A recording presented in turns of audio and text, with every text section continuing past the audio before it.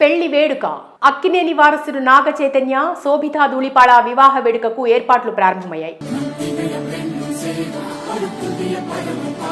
August నెలలో అట్టహాసంగా జరిగిన వీరి ఎంగేజ్మెంట్ వేడుక కుటుంబ సభ్యుల మధ్యనే జరిగింది.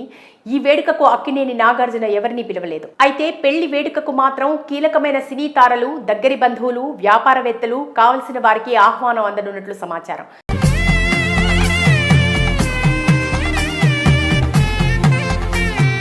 మరి ఈ పెళ్లి వేడుకకు సినీ పరిశ్రమ నుండి దగ్గుపాటి కుటుంబం, మెగా ఫ్యామిలీ, మహేష్ బాబు ఫ్యామిలీకి ప్రత్యేకంగా ఆహ్వానాలు అందాయి.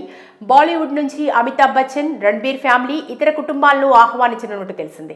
ఇక సినిమా ఇండస్ట్రీలోని రాజమౌళి, ఇతర ప్రముఖ యువ దర్శకులు, నిర్మాతలు, సినిమా నటులను ఆహ్వానించేందుకు సిద్ధమవుతున్నారు. మరోవైపు ఇప్పటికే పెళ్లికి కావలసిన ఏర్పాట్లతో పాటు సంప్రదాయబద్ధంగా జరగాల్సిన పనులు కూడా ప్రారంభమయ్యాయి. ఇటీవల శోభితా నివాసంలో హల్దీ వేడుకకు సంబంధించి, అలాగే పెళ్లిలో ఉపయోగించే పసుపు కార్యక్రమాన్ని నిర్వహించారు. పసుపు దంచుడు కార్యక్రమాన్ని వేద పండితుల ఆశీర్వచనం, పూజలతో ట్రెడిషనల్ గా మొదలుపెట్టారు.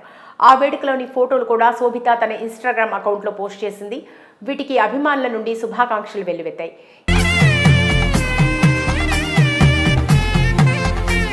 ఇక ఈ పెళ్లి వేడుక డిసెంబర్ 4వ తేదీన హైదరాబాద్లోని అన్నపూర్ణ స్టూడియోస్లో జరగనుందని, ఈ పెళ్లి కోసం ఇప్పటికే భారీ సెట్లు రూపొందిస్తున్నారు.